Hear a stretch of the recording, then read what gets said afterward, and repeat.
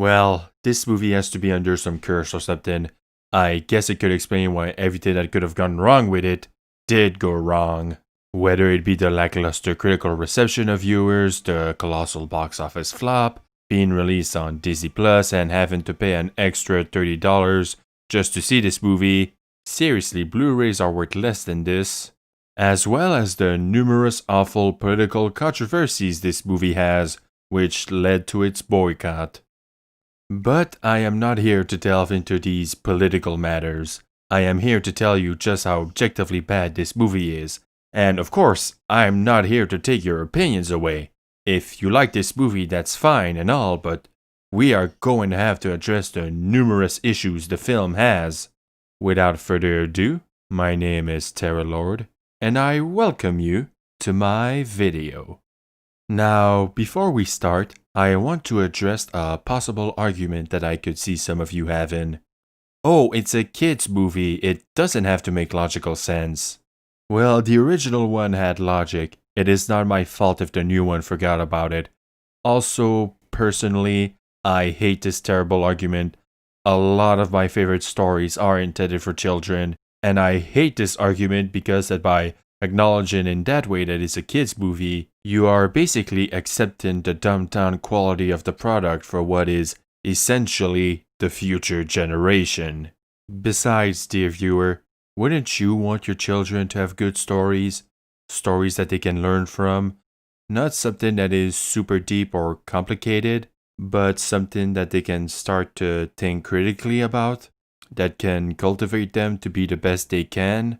Don't we all want what is best for our children? Some of the greatest stories ever told are for children, and some of them are even from Disney themselves. It is an utter shame that their standards have dropped so hard over the last year. So, the new Mulan is a live-action remake of the original movie from 1998. Now, what is the original movie about? Well, it's a movie about our titular main character, Mulan, who is an average Chinese girl, who's also a tomboy, the best kind of girl. She is friendly, kind, and loves her family, but she is also clumsy and not quite well versed in etiquette. Sadly, she makes the matchmaker furious, which disappoints her family, and she starts to doubt in herself. But after an enemy force invades China, the emperor declares that one man from every family must be sent to war. And Mulan not wanted her injured father, the only man in the family, to be sent to his most certain death on the battlefield. She takes up the mantle of a man and goes to war in her father's place. As she starts her training as a soldier, she fails to fit in and falls behind the other guys, which doesn't impress her superiors and her peers. But she perseveres and eventually becomes a respected warrior, and she also gets rid of her clumsiness in the process. You see, Mulan is not stronger or that special than some of her other teammates, but the main thing that set Mulan apart from her comrades was her bravery. When faced with dire situations, she would use her quick thinking to defy the odds. And at the end of the day, it's her bravery and cunning that will ensure the safety of her friends, family, and country. It's a pretty good movie with a simple plot, likable characters, good animation, and it was a box office success. So, with that in mind, it wouldn't be of a bold assumption to say that Mulan is a fan-favorite Disney movie, and that Mulan herself is one of the most beloved Disney characters. Heck, she is essentially the Samus Aran or Ellen Ripley of the Disney princesses. Now, let's see how the new one managed to screw it all up! Well, our movie starts off with a monologue about a young Mulan, and we already have one major difference from the original. Mulan has a lot of chi, the boundless energy of life, and it's apparently only something that a son could wield, or else it would bring herself shame or exile? Well, okay, I guess we will hear more about it later then. Cut away to the village, and Mulan chases after a chicken across the village with her stick. I think she really wants to kill that thing. Now the bird gets on the roof and Mulan does some Olympic gymnastics to get on the roof. But you see, Mulan slips off the roof but manages to put her staff in between two wooden planks to slow her fall, slides down a roof and lands safely on the ground as she magically catches her stick that was stuck 2 seconds ago. When me and my friends saw this, we almost all died of laughter due to how bad it was. So after seeing this, everybody shuns her and she feels bad. Then we have more talk about a woman having high levels of chi bad because they'll call her a witch. And the father tells his daughter to hide her gift away to protect her and that she may bring honor to the family. So Mulan has to hold her powers back for the rest of the movie. Remember how I mentioned she was an average girl with no discernible talent whatsoever? The writers didn't. In the desert is where we are introduced to our main antagonists, Borikhan and the Witch. Well, that's not the name of the original villain Shan Yu, but okay. The witch infiltrates a garrison by impersonating a wanderer with her magic, and Borikhan launches an attack with his men. He catches a flying arrow and he and his men run up walls, which does not look ridiculous at all, and they decimate everybody inside. Safe for a lone soldier to warn the emperor of the enemy, and especially about the witch, who is the key to the enemy's strength due to her chi. We are also told that it is forbidden to use the chi in destructive ways. Oh, and that soldier was the witch all along. Way to prop yourself up. Anyway, she leaves the emperor after her message and she reverts to her original form before turning into a hawk in broad daylight right next to a crowded street. Someone could have easily seen that. So, back at their camp, we learn that the bad guy had his father killed by the emperor, and he also saved the witch's life. We also learn that the witch wants a place where she is accepted for who she is. But after being called a witch, she threatens Borikhan by saying that she could tear him to pieces before he blinks. Well, they seem to have a pretty good relationship. I don't see any chance of betrayal happening later. Now, cut away to Mulan, who is now a young adult, and she is told that the matchmaker has found a potential husband for her. She gets ready and goes to meet her, hoping to bring honor to the family. Also, there are no songs here. Thank God. That's at least one thing this movie does correctly. They didn't ruin the classic songs of the original movie. As some of you might have noticed, they also cut away the comic relief grandma, including the main character Mushu, who was a big part of the charm of the original. Now, what did they replace him with? A CGI phoenix that just flies in the sky. I guess that's another thing that was spared from the clutches of this movie, and this could have been a good decision as they possibly avoided a Will Smith's Genie Mushu edition. Can't really say the same about everything else though. Don't worry, we'll get there in due time.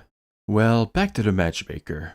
All goes well till Mulan uses the teapot to hide a spider on the table, since her sister is afraid of them and that's the only thing about her personality that she has. But this makes the matchmaker unhappy and Mulan doesn't even tell her that there's a spider. Anyway, trouble ensues, everything goes to crap, and dishonor to the family. You really should have told her about the spider. Now, news of the enemy breaks out, and as I mentioned earlier, you know how the rest plays out. Mulan goes to war in her father's place.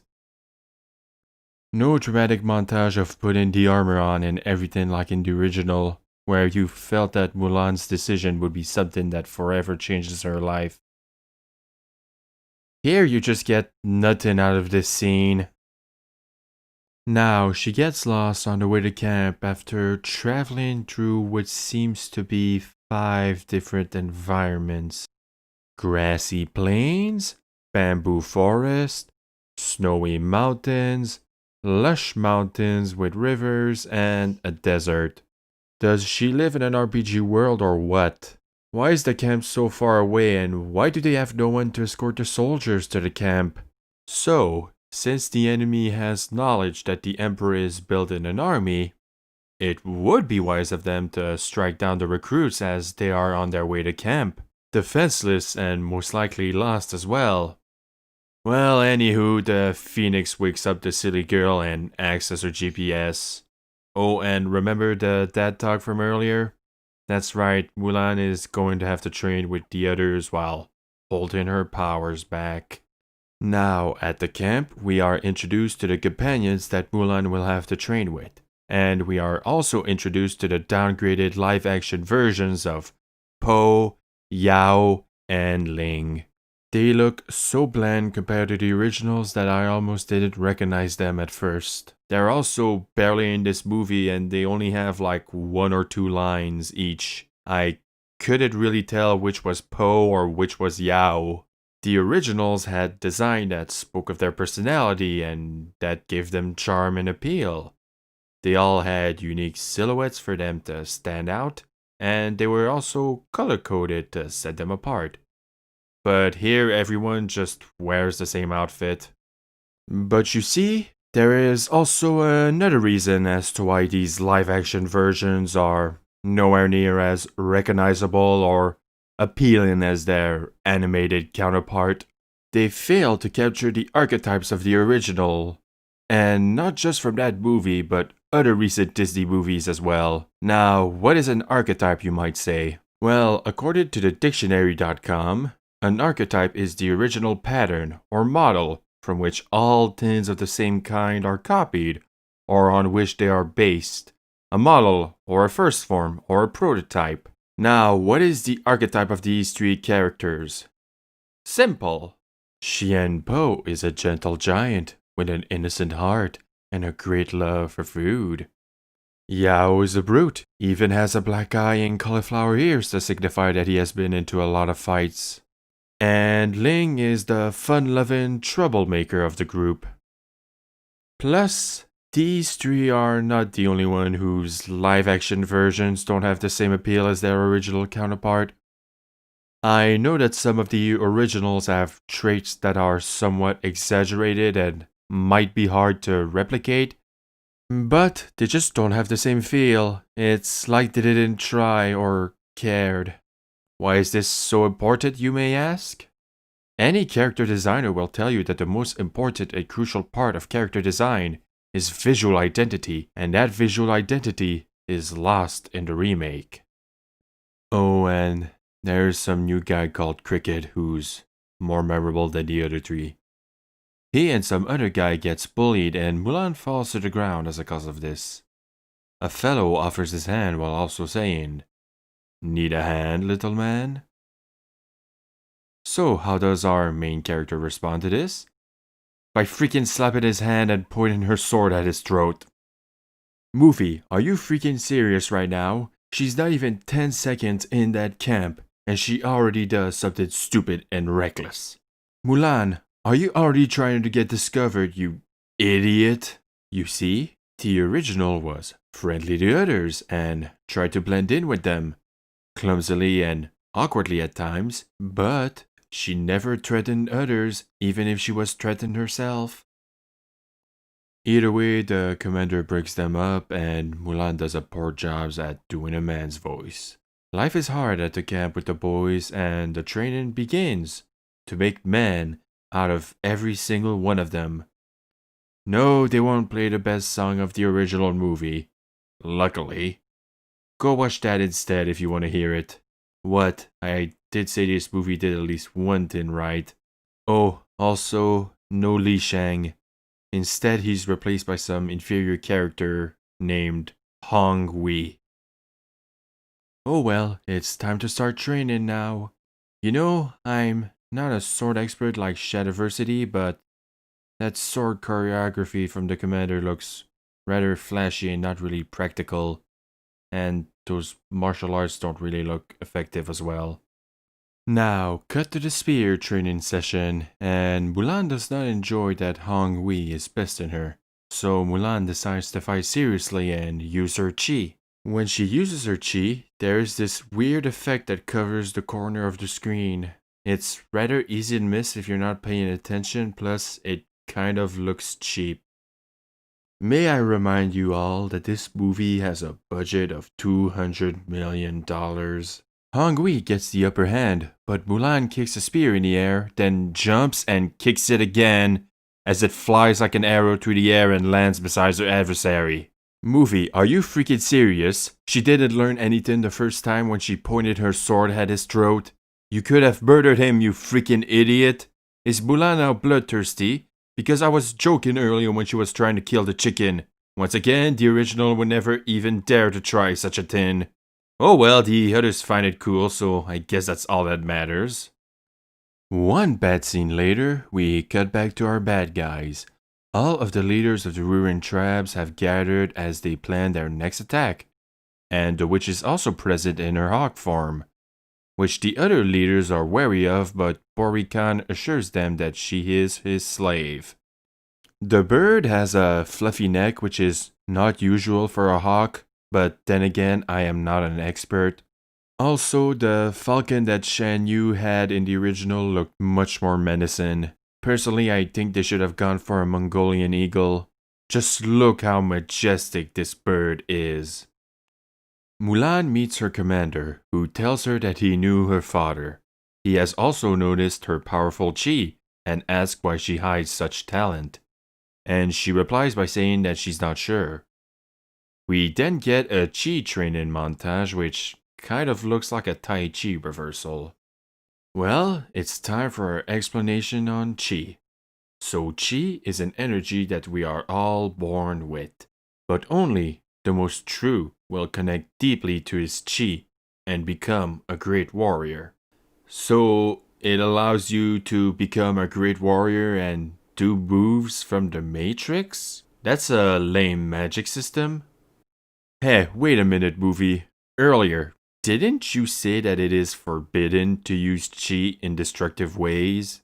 But chi is meant to make you into a great warrior, and warriors are supposed to, beat the enemy.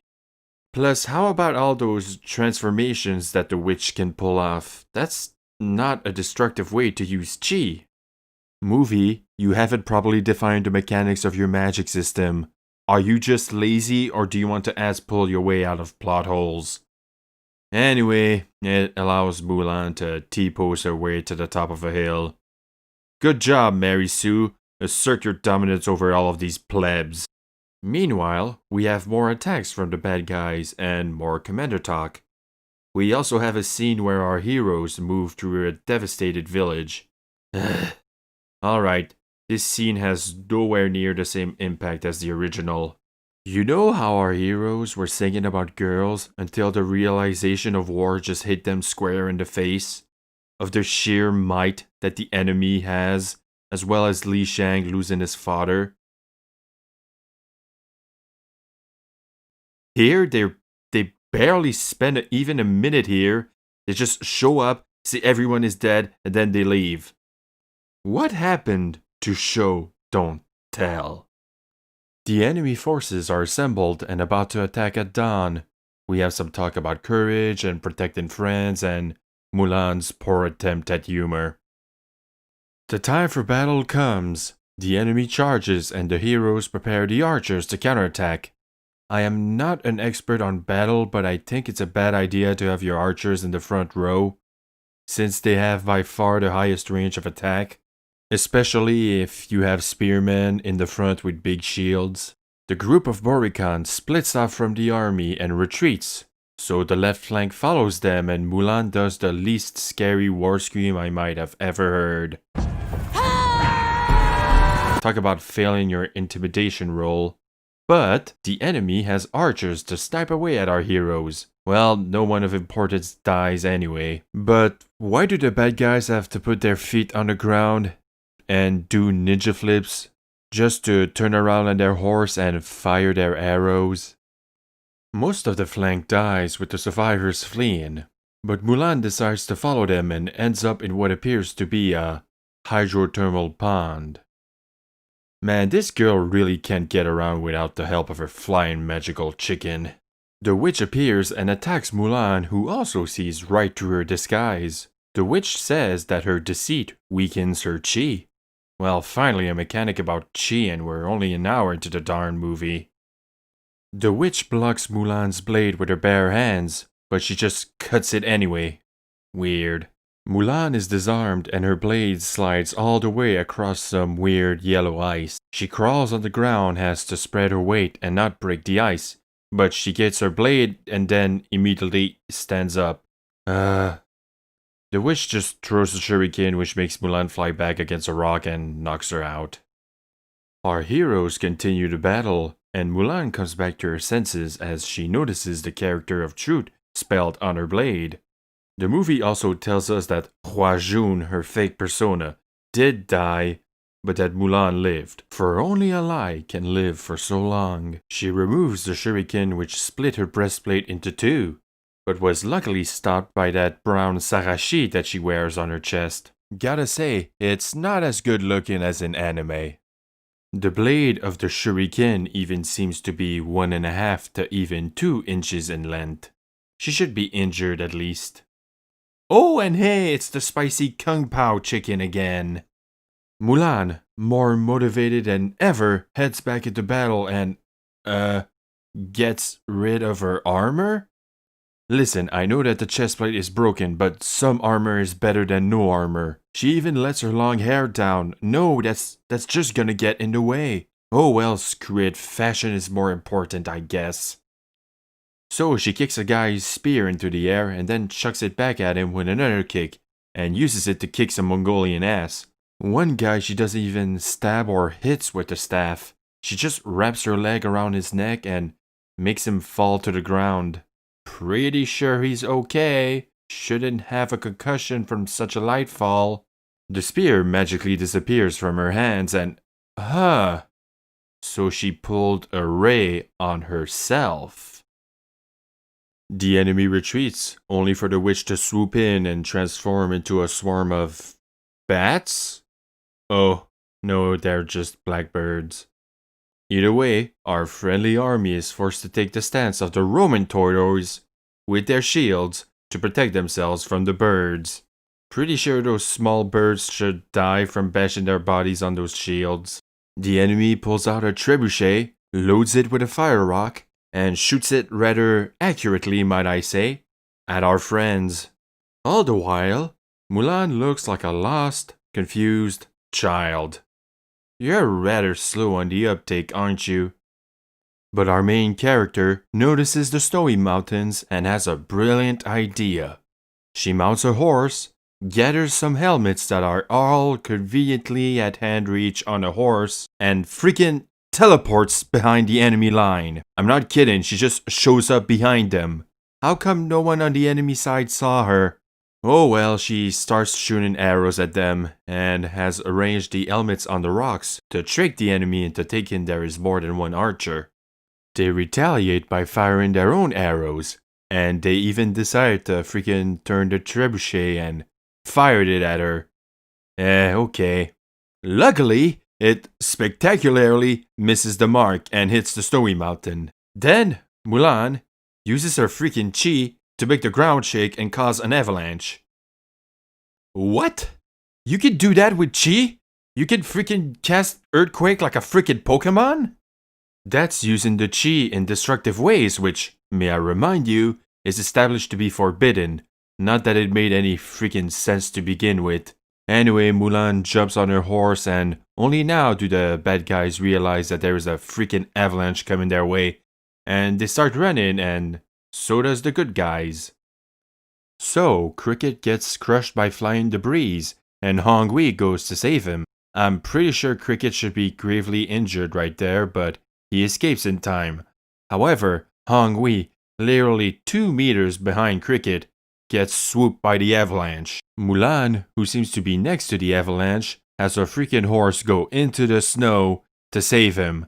I guess her horse can walk on snow because there is no way that a horse can be unfazed by metric tons of moving snow. Well, Mulan picks Hong Wei up and he's safe and sound. Luckily, all of the good guys manage to get up from the avalanche, and Mulan reveals her true self to her comrades. She gets expelled from the army and will be executed if she shows her face again. She goes into the mountain to cry, and the witch appears. She shares her pain with Mulan, having gone through similar ordeals as her. She even says, "We are the same," and asks Mulan to join her. But Mulan says that she follows a coward who fled from battle. And the witch says that Bori Khan actually plans to take the imperial city and kill the emperor. You see, you should actually reveal your master plan to others after making sure that you trust them, because even an exiled Mulan would still risk her life to ensure the safety of her country, which is what she ends up doing. The witch shouldn't trust Mulan with this information. It practically puts the whole secret plan into jeopardy. Do you like it when characters make stupid decisions that move the plot forward? I sure do. A possible counter-argument that I can see is that the witch tells the plan to Mulan because she has no sure way that news of this plan might even reach the Emperor in time, even if they do trust her with this claim, which is honestly a gamble on the part of the good guys. But surely, China, one of the greatest empires of all time, has a way to get messages across long distances, right? Right?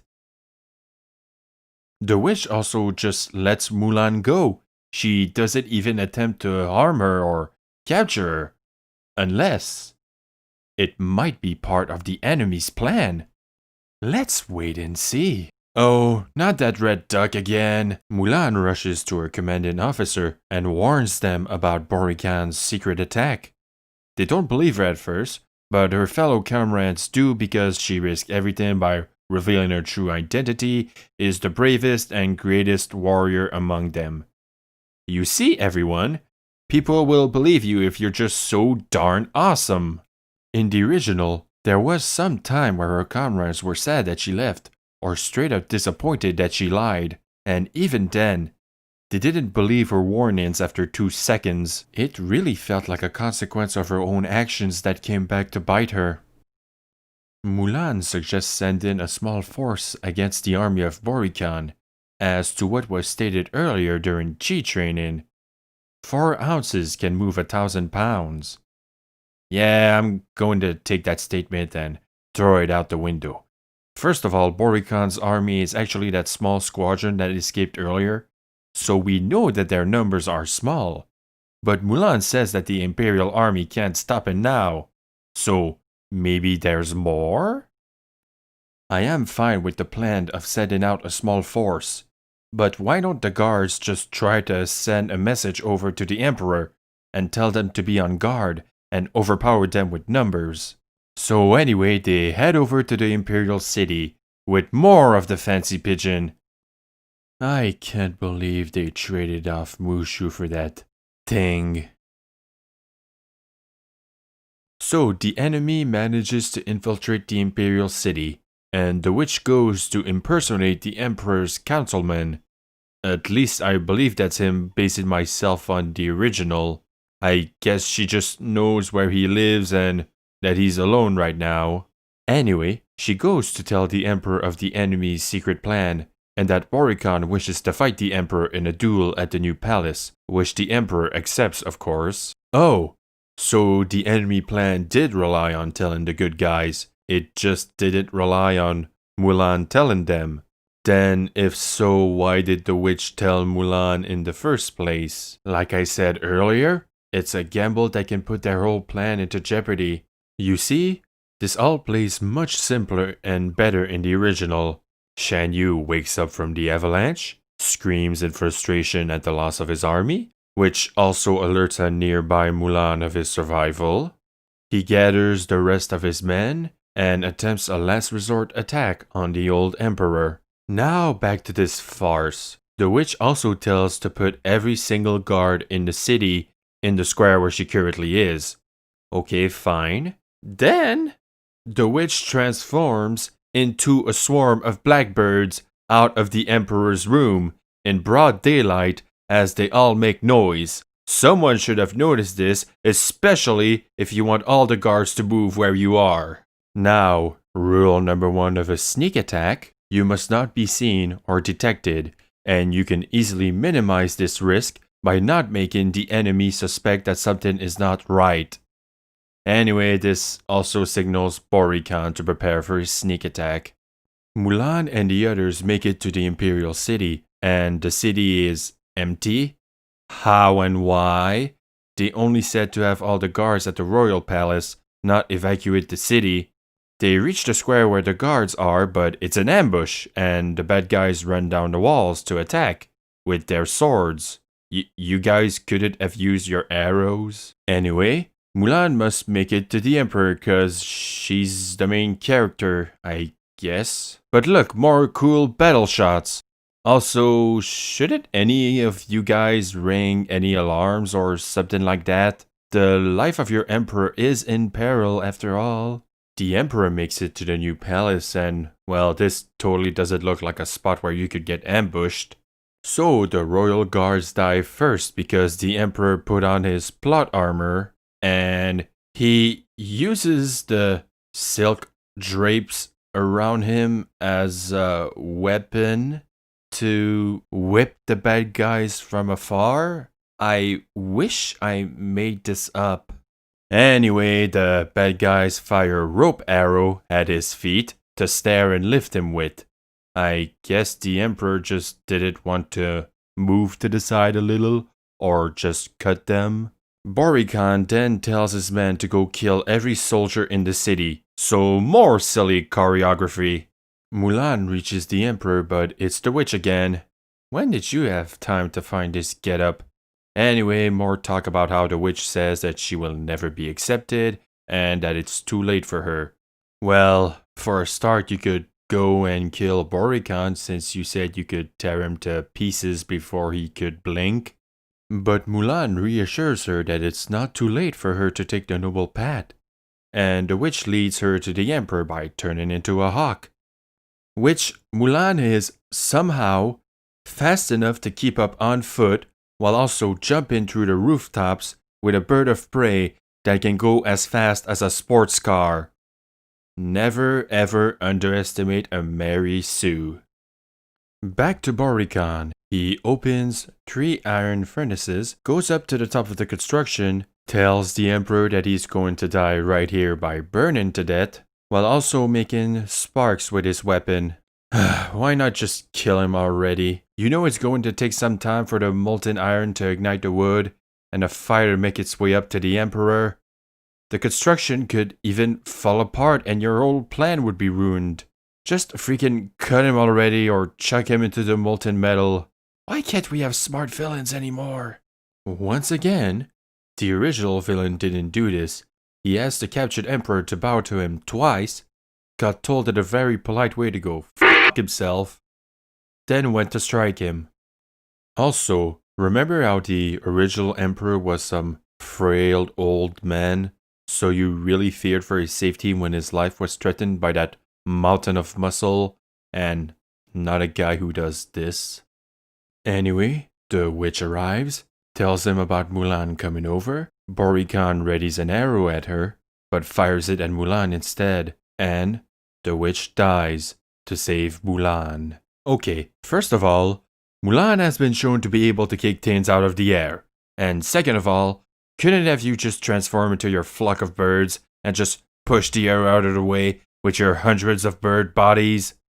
Also, this character change was not earned. She basically switches sides after 12 lines of generic dialogue between her and Mulan. Mulan goes to the construction and Borikhan is melting metal. Okay, whatever, now is not the time to think, it's time for the final battle! Oh, and Mulan's sword falls into the iron. But the emperor tells her to just rise up like a phoenix, and the phoenix shows up behind her to do this shot. They both fight, and they both jump on this big log that's just hanging there. But Mulan kicks Borikhan's sword in the air, grabs it, cuts the rope, and he falls to his death. Mulan makes it safely to the emperor and starts to untie him. But Borikhan readies an arrow and Mulan just unties the emperor quicker? Why don't you use your goddamn Mary Sue powers to kick it back at him? But the emperor catches it on time, then looks at Mulan, throws the arrow into the air, Then Mulan just jumps and kicks the arrow at Borikan, who fails to catch it, and it hits him, and he dies for real this time. How did the two of you even knew that the other could do what they did? You guys didn't meet before. Even Borikan has the look of bullshit on his face. Anyway, one fake out death at the last minute, very cheap movie, and the Emperor asks Mulan her name. Party time, Emperor offers Mulan a spot as a royal guard, but she refuses, gives a hero speech, and heads back home. There, everyone is happy to see her, except the matchmaker, of course. She apologizes for stealing her father's stuff, but he's happy to see her safe. Plus, I swear I can hear some music notes in the back that sound almost the same as Disney's Star Wars. Father's happy, and Mulan gets her own special custom-made sword, a bit like Rey. The blade has 4 characters on them: loyal, brave, truth, and devotion to family. And the Emperor still waits for a decision for the invitation as one of the royal guards, even though she did earlier. Then Mulan sees the flying peacock in the reflection of the blade, stuff about legend, the end. How was it even remotely possible that this movie ended up being such a train wreck? There were no subversions that ruined the story, no destruction of previously established lore, cause it's a remake. This movie is bad just due to pure incompetence on so many levels. As I said earlier, the original movie had a nice and very simple story that was rather solid and effective. But here, not only did they manage to mess up pretty much everything about the original, they also took everything that made it great and got rid of it. And there's still a bit of stuff that I left on the table. The acting is horrendous. I would even go so far as to say that it's some of the worst acting I might have ever seen. The main actress is the one I would consider the worst.